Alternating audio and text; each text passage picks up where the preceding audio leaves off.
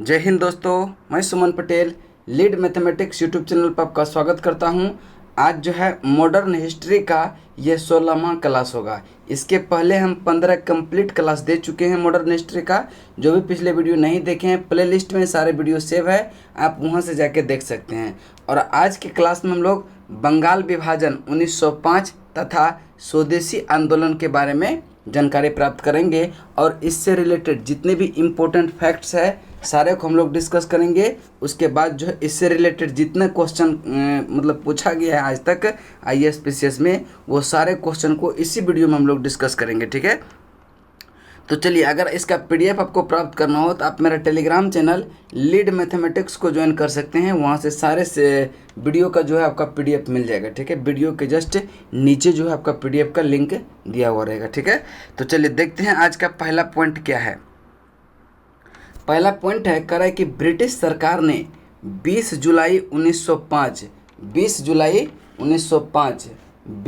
1905 को बंगाल विभाजन के निर्णय की घोषणा किया। घोषणा कब किया? 20 जुलाई 1905 को। 7 अगस्त 1905 को कलकत्ता के टाउन हॉल में एक ऐतिहासिक बैठक में स्वदेशी आंदोलन की विधिवत घोषणा कर दी गई। देखिए, 20 जुलाई को क्या हुआ? बंगाल विभाजन की घोषणा किया और 7 अगस्त 1905 को इसने क्या किया? स्वदेशी आंदोलन की घोषणा कर दिया उसी के विरोध में। ठीक है, दोनों का डेट याद रखिएगा, बहुत इंपॉर्टेंट है। ठीक है, इसमें ऐतिहासिक बहिष्कार प्रस्ताव पारित हुआ। इसी के बाद से बंगाल के विभिन्न क्षेत्रों में बंग भंग विरोधी आंदोलन औपचारिक रूप से एकजुट होकर प्रारंभ हो गया। एकजुट होकर क्या हुआ? प्रारंभ हो गया। उसके बाद है 16 अक्टूबर 1905 को बंगाल विभाजन प्रभावी हुआ। बंगाल विभाजन प्रभावी कब हुआ? 16 अक्टूबर 1905 को, और इसका घोषणा हुआ था 20 जुलाई 1905 को। 20 जुलाई 1905 को ध्यान में रखेंगे दोनों डेट। इसी दिन पूरे देश में जो है, इसी दिन पूरे बंगाल में शोक दिवस के रूप में मनाया गया। रविंद्रनाथ टैगोर के सुझाव पर संपूर्ण बंगाल में इस दिन को राखी दिवस, जिस दिन से बंगाल विभाजन प्रभावी हुआ उस दिन क्या हुआ कि पूरे बंगाल में शोक दिवस मनाया और रविंद्रनाथ टैगोर के सुझाव पर क्या हुआ? राखी दिवस मनाया। विभाजन के बाद बंगाल पूर्वी और पश्चिमी बंगाल में बट गया। पूर्वी बंगाल और असम को मिलाकर एक नया प्रांत बनाया गया, जिसमें राजशाही, चटगांव, ढाका आदि सम्मिलित थे। राजशाही, चटगांव, ढाका आदि इसमें सम्मिलित थे। उसके बाद है कि इस प्रांत का मुख्यालय ढाका में है। कहाँ पे है? ढाका में है। विभाजन के दूसरे भाग में जो पश्चिमी भाग था, पश्चिमी बंगाल जो था उसमें था उड़ीसा और बिहार शामिल थे। बंगाल विभाजन लॉर्ड कर्जन के समय 1905 में हुआ था और इसका कार्यकाल जो रहा था 1899 से 1905 के काल में 1905 में किया गया था। सर एंड्रयूज हेंडरसन लिथ फ्रेजर भारतीय सिविल सेवा के अधिकारी थे। इन्होंने वर्ष 1903 से 1908 तक बंगाल के लेफ्टिनेंट गवर्नर के रूप में अपनी सेवाएं दी थी। उसके बाद आगे पॉइंट है, कहते हैं कि बंगाल विभाजन 1905 की योजना में इनकी महत्वपूर्ण भूमिका रही। रविंद्रनाथ टैगोर स्वदेशी आंदोलन के आलोचक थे तथा पूर्व यानी कि ईस्ट एवं पश्चात यानी कि वेस्ट सभ्यता के मध्य एक बेहतर समन्वय के समर्थक थे। उनका मानना था कि पश्चिम ने पूरब को समझने में गलती की है और यह दोनों के बीच असमंजस्य का मूल कारण है, परंतु इसका अर्थ यह नहीं कि पूर्व भी पश्चिम को समझने में गलती करे। ठीक है, उसके बाद नेक्स्ट पॉइंट है, कह रहा है कि बंगाल विभाजन के प्रस्ताव के विरोध में बंगला पत्रिका संजीवनी के संपादक जो है, संपादक इसका कौन है? कृष्ण कुमार मित्र। तो संजीवनी पत्र का जो संपादक था वह कौन था? कृष्ण कुमार मित्र, इसको ध्यान में रखेंगे, ने क्या किया, अपनी पत्रिका के 13 जुलाई 1905 के सर्वप्रथम सुझाव दिया में जो है सर्वप्रथम क्या हुआ था, सुझाव दिया था कि लोगों को सारे ब्रिटिश माल का बहिष्कार करना चाहिए, शोक मनाना चाहिए तथा सरकारी अधिकारियों एवं सरकारी संस्थाओं से सभी संपर्क तोड़ लेने चाहिए। ठीक है, तोड़ लेने चाहिए। उनके इस सुझाव का समर्थन बागेरहाट जिला खुलना की 16 जुलाई 1905 की जनसभा द्वारा किया गया। ऊपरी तौर पर यद्यपि ब्रिटिश सरकार ने बंगाल विभाजन का उद्देश्य प्रशासनिक सुविधाएं बताया था, परंतु वास्तव में यह मुख्यतः बंगाली राष्ट्रवाद की वृद्धि को दुर्बल करने के लिए किया गया था। तत्कालिक वायसराय लॉर्ड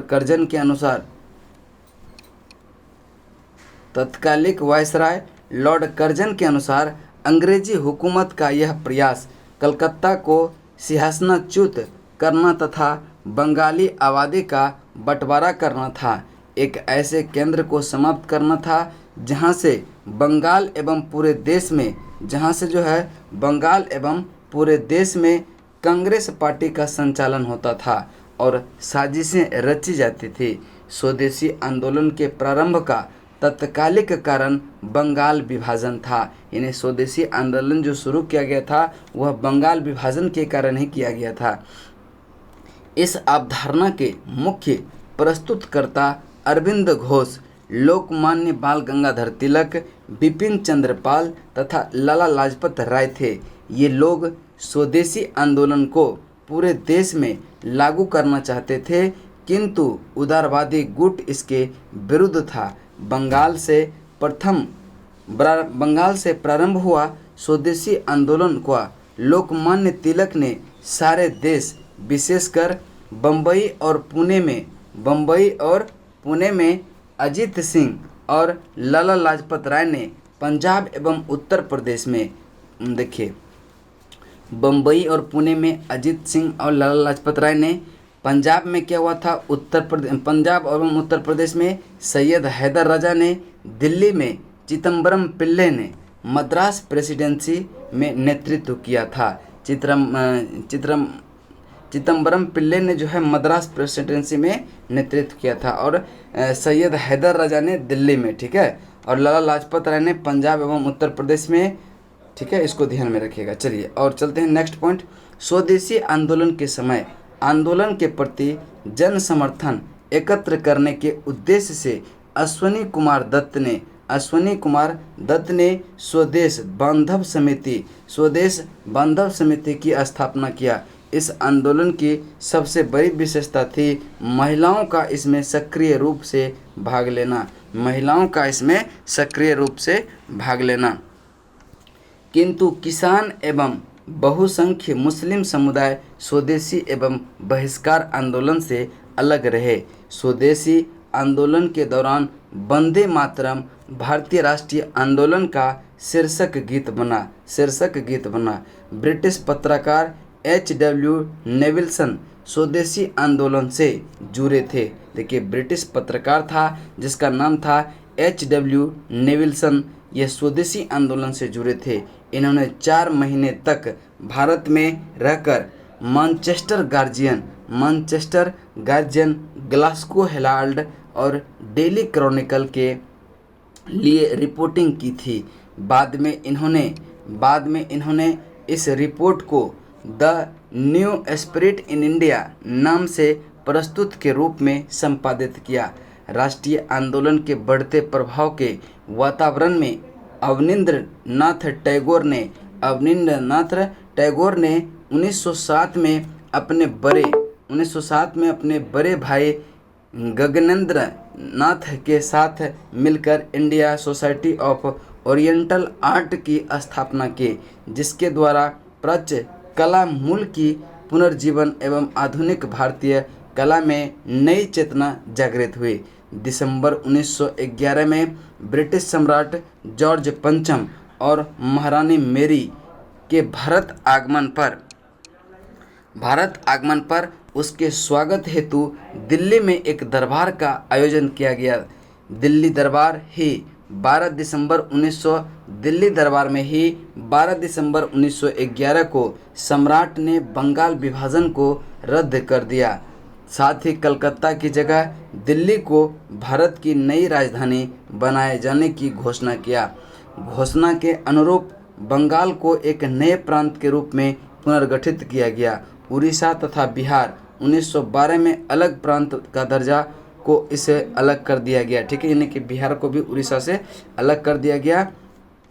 असम को एक नया प्रांत बनाया गया। असम को जो है एक नया प्रांत बनाया गया, जैसा कि उसकी स्थिति 1874 ईस्वी में थी। सिलहट को इसमें जोड़ दिया गया। सिलहट को इसमें क्या किया था, जोड़ दिया गया था। यहाँ तक जो है आपका अब जितना इम्पोर्टेंट फैक्ट्स था सारे को हम कंप्लीट कर।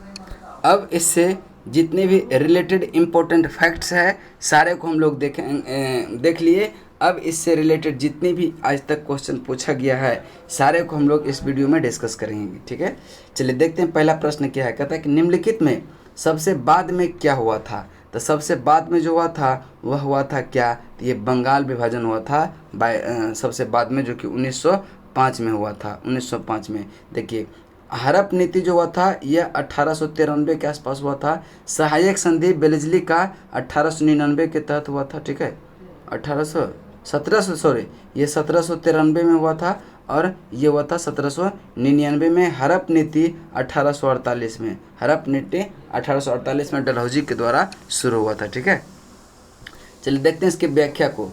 कहता है कि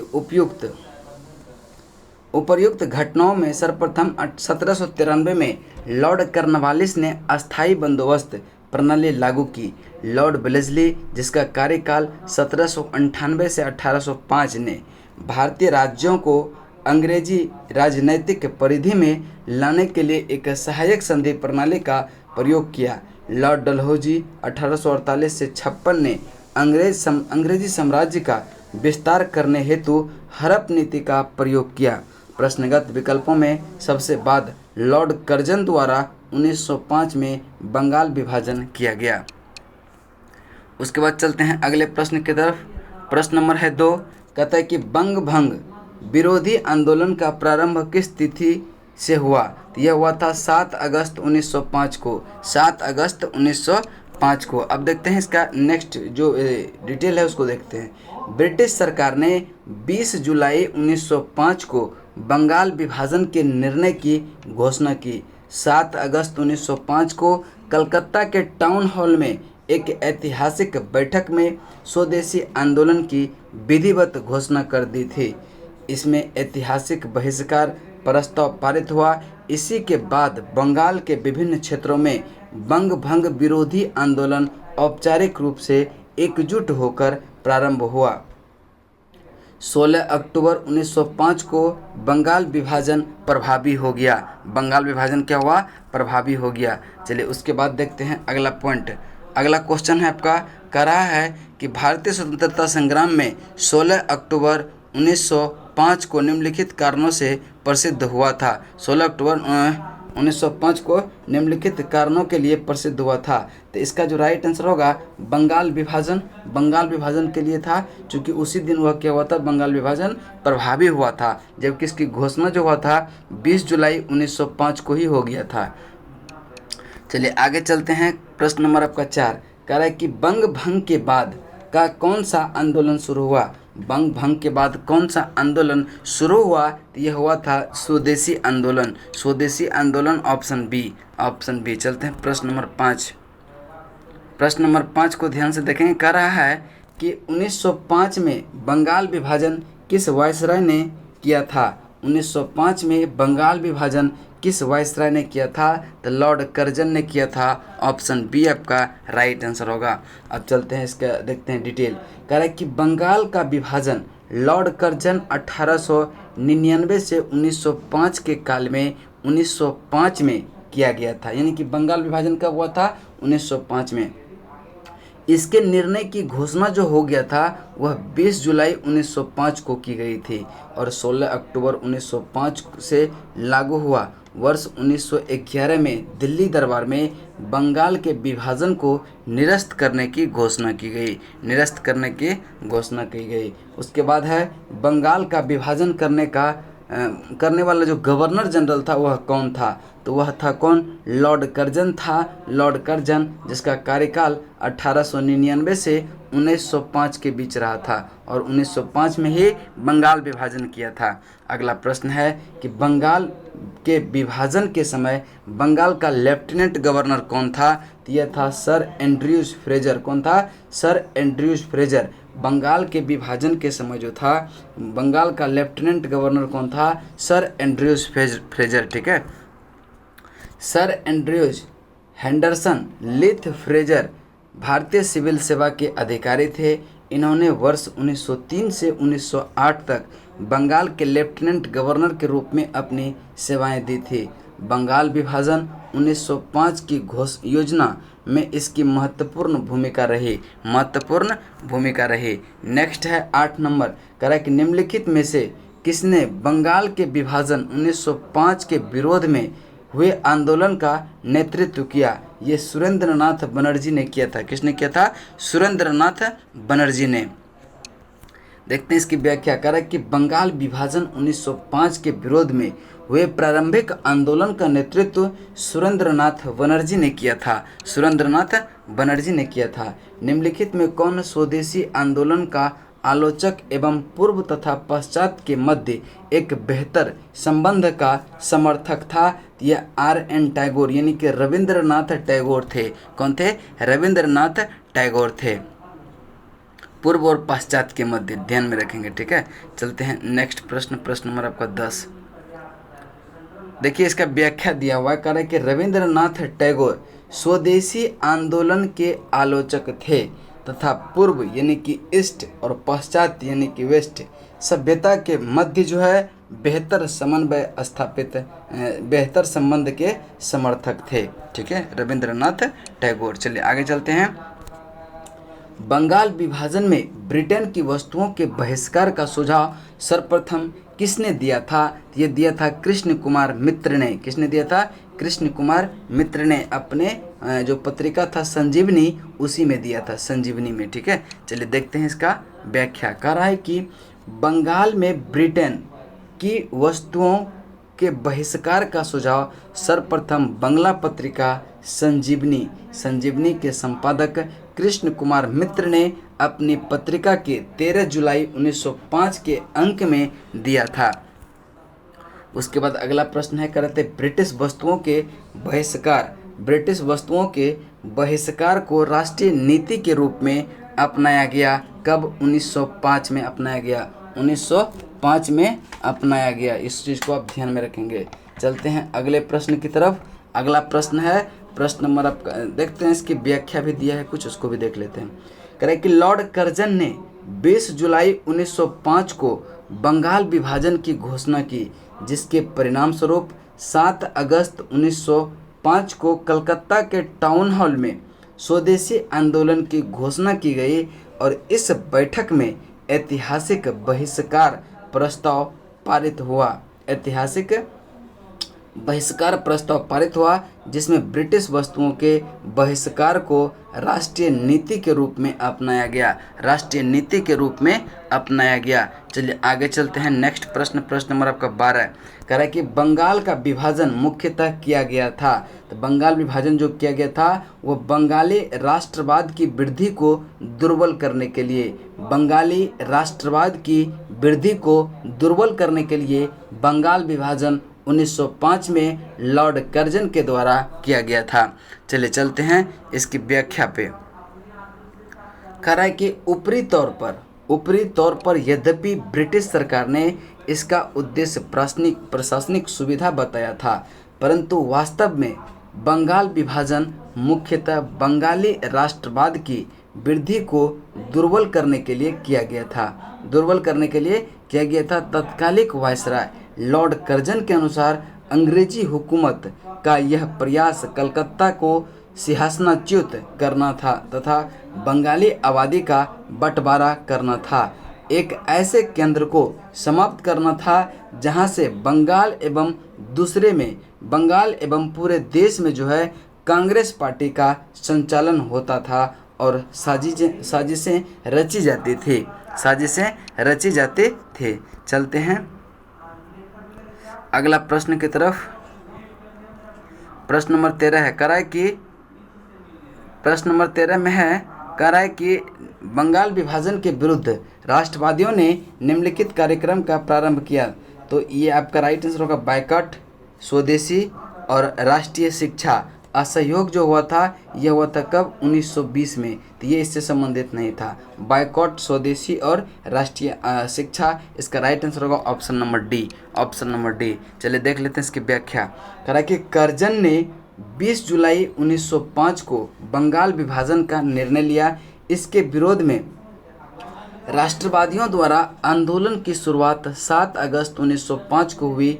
कलकत्ता के टाउन हॉल में कृष्ण कुमार मित्र और सुरेंद्रनाथ बनर्जी की अध्यक्षता में एक बैठक हुई, जहां स्वदेशी आंदोलन प्रारंभ करने और विदेशी वस्तु के बहिष्कार का निर्णय किया गया। 16 अक्टूबर 1905 को जब बंगाल विभाजन लागू हो गया, उस दिन शोक दिवस के रूप में मनाने की घोषणा किया गया और उसी दिन जो है रविंद्रनाथ टैगोर के सुझाव पर इसे राखी दिवस के रूप में भी मनाया गया। यह दिवस जो है राष्ट्रवादियों द्वारा बंगाल की अटूट एकता को प्रदर्शित करने के लिए बनाया था। टैगोर के शांति निकेतन के तर्ज पर बंगाल नेशनल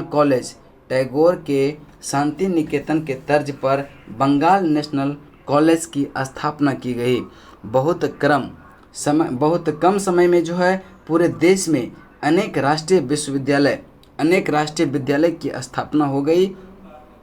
अगस्त 1906 में राष्ट्रीय शिक्षा परिषद का गठन हुआ। देखिए यहाँ से पूछता है कि राष्ट्रीय शिक्षा परिषद का गठन कब हुआ था? तो अगस्त 1906 में। स्वदेशी आंदोलन में आत्मनिर्भरता आत्मशक्ति का नारा दिया। स्वदेशी आंदोलन में क्या हुआ था कि आत्मनिर्भरता आत्मशक्ति का नारा दिया था।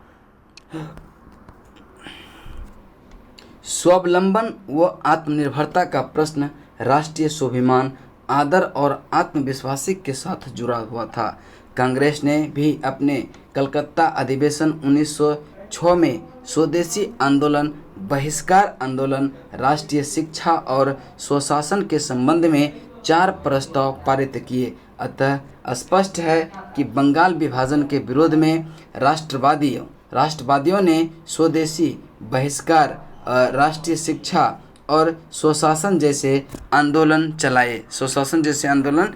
वर्ष 1920 के नागपुर अधिवेशन में CR दास ने गांधी जी के असहयोग प्रस्ताव को पेश किया। ठीक है, चलिए उसके बाद चलते हैं क्वेश्चन नंबर आपका 14। कह रहा है कि स्वदेशी और बहिष्कार पहली बार किस घटना के दौरान संघर्ष की विधि के रूप में अपनाया गया? तो ये बंगाल विभाजन के विरुद्ध आंदोलन। ठीक है, बंगाल विभाजन के विरुद्ध आंदोलन के समय स्वदेशी और बहिष्कार पहली बार घटना के दौरान जो है अपनाया गया था। उसके बाद चलते हैं अगले प्रश्न, देखते हैं इसकी व्याख्या है क्या, नहीं है। चलते हैं अगला प्रश्न नंबर 15। कहता है स्वदेशी आंदोलन के प्रारंभ का तत्कालिक कारण क्या था? स्वदेशी आंदोलन का तत्कालिक कारण क्या था कि लॉर्ड कर्जन द्वारा बंगाल विभाजन किया जाना। ऑप्शन ए आपका राइट आंसर होगा, तभी स्वदेशी आंदोलन प्रारंभ हुआ था। चलिए देखते हैं इसकी व्याख्या करें कि स्वदेशी आंदोलन के प्रारंभ का तत्कालिक कारण बंगाल विभाजन था। इस अवधारणा के मुख्य प्रस्तुतकर्ता जो थे वह अरविंद घोष थे। लोकमान्य बाल गंगाधर तिलक, बिपिन चंद्र पाल तथा लाला लाजपत राय थे। ये लोग स्वदेशी आंदोलन के पूरे देश में लागू करना चाहते थे, किंतु उदारवादी गुट इसके विरुद्ध था। उसके बाद अगला प्रश्न है, करें कि बंगाल 1905 में विभाजित हुआ, जिसके विरोध के फलस्वरूप यह दोबारा विभाजित हुआ था 1911 में। चलते हैं इसका व्याख्या। कह रहा है कि दिसंबर 1911 में ब्रिटिश सम्राट जॉर्ज पंचम और महारानी मेरी के भारत आगमन पर उसके स्वागत हेतु दिल्ली में एक दरबार का आयोजन किया गया। दिल्ली दरबार में ही 12 दिसंबर 1911 को सम्राट ने बंगाल विभाजन को रद्द कर दिया। साथ ही कलकत्ता की जगह दिल्ली को जो है राष्ट्रीय राजधानी यानी कि भारत की राजधानी बनाए जाने की घोषणा किया। घोषणा के अनुरूप बंगाल को एक नए प्रांत के रूप में पुनर्गठित किया। उड़ीसा तथा बिहार को इससे अलग कर दिया गया। असम को एक नया प्रांत बनाया गया जैसा कि वह 1874 में थी तथा सिलहट को उसी में जोड़ दिया गया। ठीक है, चलते हैं अगला प्रश्न की तरफ। अगला प्रश्न है प्रश्न नंबर आपका 17 नंबर प्रश्न है कराए कि 1905 में कर्जन द्वारा किया गया बंगाल विभाजन कब तक बना रहा। यह जो है सम्राट जॉर्ज पंचम द्वारा दिल्ली में 1911 के शाही दरबार में कर्जन के अधिनियम को निराकृत किए जाने तक बना रहा था। Option B. चलिए नेक्स्ट चलते हैं 18 नंबर प्रश्न। 18 नंबर प्रश्न है लॉर्ड कर्जन द्वारा 1905 में किया गया बंगाल विभाजन रद्द किस वर्ष हुआ था। तो 1911 में रद्द हुआ था। अगला प्रश्न है कि भारतीय के विरोध के कारण जो है बंगाल को फिर से कब एकीकृत किया गया। तो ये 1905 में किया गया। 1911 में कब किया गया। 1911 में बंगाल विभाजन के तो 1905 में उसको एकीकृत किया गया था पुनः 1911 में। नेक्स्ट है कि मद्रास में स्वदेशी आंदोलन का नेतृत्व किसने किया। मद्रास में स्वदेशी आंदोलन का नेतृत्व चिदम्बरम पिल्ले ने किया था। चिदम्बरम पिल्ले ने किया था। चलते हैं इसका व्याख्या करें कि मद्रास से बंगाल से प्रारंभ हुई स्वदेशी आंदोलन का लोकमान्य तिलक ने सारे देश विशेषकर बम्बई और पुणे में, अजीत सिंह और लाला लाजपत राय ने पंजाब एवं उत्तर प्रदेश में, उसके बाद है कौन सैयद हैदर रजा ने दिल्ली में तथा चिदम्बरम पिल्ले ने मद्रास प्रेसिडेंसी में नेतृत्व किया था। चलते हैं अगला प्रश्न नंबर आपका 21 करें कि निम्नलिखित में से किसने स्वदेशी आंदोलन का नेतृत्व दिल्ली में किया था। तो इसका राइट आंसर होगा सैयद हैदर रजा ने। नेक्स्ट है कि निम्नलिखित में से कौन सा स्वदेशी आंदोलन निम्नलिखित वर्गों में कौन 1905 के स्वदेशी आंदोलन में मुख्यतः अप्रभावित था यानी कि प्रभावित नहीं था। तो ये कृषक और मुसलमान इससे प्रभावित नहीं था, बाकी सब इससे बुद्धिजीवी भी प्रभावित था, महिला भी प्रभावित था। ऑप्शन सी आपका राइट आंसर होगा। Option C. ठीक है, ऑप्शन सी आपका राइट आंसर होगा। उसके बाद इसका देखते हैं व्याख्या कराए कि कर्जन जो है 20 जुलाई 1905 को बंगाल विभाजन की घोषणा की, जिसके परिणाम स्वरूप 7 अगस्त 1905 को कलकत्ता के टाउन हॉल में स्वदेशी आंदोलन की घोषणा की गई। इस बैठक में ऐतिहासिक बहिष्कार प्रस्ताव पारित हुआ। स्वदेशी आंदोलन के समय आंदोलन के प्रति जन समर्थक एकत्र करने के उद्देश्य से अश्विनी कुमार दत्त ने स्वदेश बांधव समिति, देखिए इसको इस समिति को याद रखिएगा, स्वदेश बांधव समिति की स्थापना किसने किया। अश्विनी कुमार दत्त ने। तिलक, लाला लाजपत राय तथा अरविंद घोष ने पूरे देश में स्वदेशी एवं बहिष्कार का प्रचार किया। इस आंदोलन की सबसे बड़ी विशेषता जो थी महिलाओं का इसमें सक्रिय रूप से भाग लेना, किंतु किसान एवं बहुसंख्य मुस्लिम समुदाय स्वदेशी एवं बहिष्कार आंदोलन से अलग रहे। यानी कि नेक्स्ट प्रश्न चलते हैं प्रश्न नंबर 23 कह रहे कि निम्नलिखित में से कौन किस आंदोलन के दौरान वंदे मातरम भारतीय राष्ट्रीय आंदोलन का शीर्षक गीत था। तो यह इसका राइट आंसर होगा स्वदेशी आंदोलन। Option A. देखते हैं इसकी व्याख्या। कह रहे कि स्वदेशी आंदोलन के दौरान 16 अक्टूबर 1905 का दिन, जिस दिन बंगाल विभाजन प्रभावी हुआ, पूरे देश में शोक दिवस के रूप में मनाया गया। घरों में चूल्हा नहीं जला, लोगों में उपवास रखा और लोगों ने क्या किया था, उपवास रखा और कलकत्ता में हड़ताल घोषित किया। जनता ने जुलूस निकाला। सवेरे जत्थे के जत्थे लोगों ने गंगा स्नान किया और फिर सड़कों पर वंदे मातरम गाते हुए प्रदर्शन करने लगे। वंदे मातरम इस आंदोलन का शीर्षक गीत बना। लोगों ने एक दूसरे के हाथ में राखियां बांधी और यह जताने के लिए कि बंगाल को बांटकर अंग्रेज उसकी एकता में दरार नहीं डाल सकते हैं। चलते हैं 24 नंबर प्रश्न पे। 24 नंबर प्रश्न का जो देखते हैं इसका कार्य कि स्वदेशी की भावना से ओतप्रोत भारत के चरमपंथी राष्ट्रवादी आंदोलन के काल के संदर्भ में निम्नलिखित में कौन सा कथन सही नहीं है। तो आप देखेंगे लियाकत ने वरियाल के मुस्लिम किसानों के आंदोलन में उसका नेतृत्व किया था, यह गलत है। यानी कि आप देखते हैं दूसरा है बी नंबर का 1858 में राष्ट्रीय शिक्षा की योजना सतीश चंद्र मुखर्जी द्वारा तैयार किया गया था, सही है। बंगाल नेशनल कॉलेज 1906 में हुई, जिसके प्रधानाचार्य अरविंद घोष थे, ये भी सही है। टैगोर ने आत्मशक्ति की उपासना का उपदेश दिया, जिसके मुख्य उद्देश्य गांवों का सामाजिक और आर्थिक पुनरुद्धार करना था, यह भी कथन सही है। एक नंबर गलत है, वही आपका राइट आंसर हो जाएगा। चलते हैं अगला प्रश्न।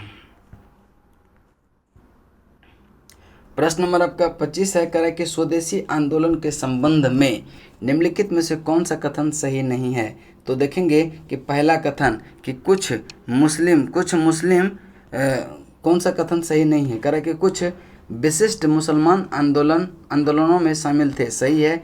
स्त्रियों ने आंदोलन में सक्रिय भागीदारी की थी, ये भी कथन सही है। आंदोलन ने बंगाल के किसानों को न तो अधिक प्रभावित किया और न ही इसमें शामिल हुए, यानी ये भी कथन सही है। यह बंगाल तक ही सीमित रहा, नहीं यह पूरे देश में फैल गया था। तो इसका राइट आंसर ऑप्शन नंबर कौन सा हो जाएगा, डी हो जाएगा, यह गलत है। देखते हैं इसकी व्याख्या। कह रहा है कि स्वदेशी आंदोलन समाज के विभिन्न तबकों के कुछ विशिष्ट मुसलमानों को ही अपने साथ ले सका।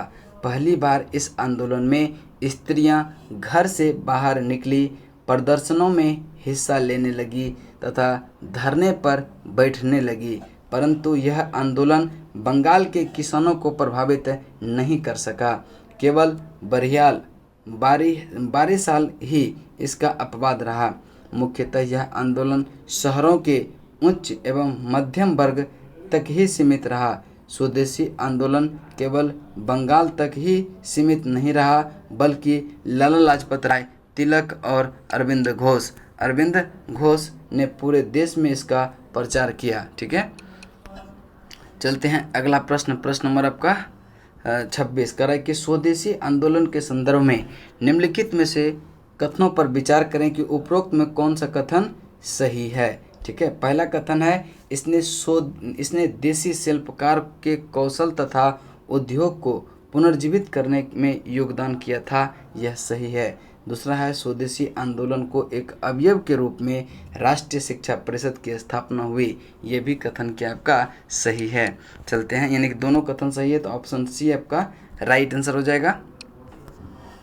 चलिए देखते हैं इसकी व्याख्या। कह रहा है कि स्वदेशी आंदोलन ने भारतीय शिल्पकारों तथा उद्योगों को पुनर्जीवित करने में महत्वपूर्ण भूमिका निभाई।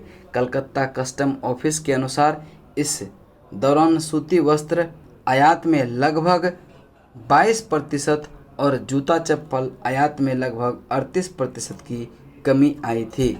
हथकरघा उद्योग, रेशम एवं वस्त्र उद्योग, लौह एवं इस्पात उद्योग, चमड़ा उद्योग आदि को इसके व्यापक प्रोत्साहन मिला था। स्वदेशी आंदोलन के दौरान वर्ष 1906 में राष्ट्रीय शिक्षा परिषद का गठन किया गया, जो स्वदेशी आंदोलन का प्रमुख घटक था। इस उद्देश्य साहित्यिक, वैज्ञानिक और प्रौद्योगिकी क्षेत्र में स्वदेशी नियंत्रण के तहत राष्ट्रीय शिक्षा को बल प्रदान करना था। उसके बाद है आपका 17 नंबर करता है कि ब्रिटिश पत्रकार ब्रिटिश एक मिनट कह रहा है, देखिए ये क्वेश्चन का ऑप्शन यहाँ से दिख रहा है, ठीक है। कह रहा है कि ब्रिटिश पत्रकार डब्ल्यू नेविल्सन जुड़े थे, किससे जुड़े थे? तो किससे जुड़े थे, कह रहा है किससे जुड़े थे? तो इसका राइट आंसर जो होगा यह स्वदेशी आंदोलन से जुड़े थे ब्रिटिश पत्रकार H.W. नेविल्सन, ठीक है, H.W. नेविल्सन। चलिए देखते हैं इसकी व्याख्या। कह रहा है कि ब्रिटिश पत्रकार H.W. नेविल्सन स्वदेशी आंदोलन से जुड़े थे। इन्होंने 4 महीने तक भारत में रहकर मैनचेस्टर गार्जियन, ग्लासगो हेराल्ड तथा डेली क्रॉनिकल की रिपोर्टिंग की थी। बाद में इन्होंने इस रिपोर्ट को the new spirit in India नामक पुस्तक के रूप में संपादित किया था। उसके बाद अगला प्रश्न है, कह रहा है कि भारत की प्राचीन कला परंपरा को पुनर्जीवित करने के लिए एक Indian society of Orient art की स्थापना की। यह अवनींद्रनाथ टैगोर ने देखेंगे। कहते हैं कि राष्ट्रीय आंदोलन के बढ़ते प्रभाव के वातावरण में अवनींद्रनाथ टैगोर ने वर्ष 1907 में बड़े भाई गगनेंद्र नाथ के साथ मिलकर Indian society of oriental art की स्थापना की, जिसके द्वारा प्राच्य कला मूल का पुनर्जीवन एवं आधुनिक भारतीय कला में नई चेतना जागृत हुई, ठीक है। देखिए यहाँ तक जो है आपका बंगाल विभाजन और स्वदेशी आंदोलन यहीं तक क्वेश्चन आपका पूछा गया था, ठीक है। और इसको अगर आप कवर कर लेते हैं तो इससे ज़्यादा क्वेश्चन उससे बनता भी नहीं है, इसी से सारा क्वेश्चन पूछेगा, ठीक है। तो चलिए फिर नेक्स्ट वीडियो में मिलते हैं 17वां वीडियो के साथ। तब तक के लिए जय हिंद, जय भारत।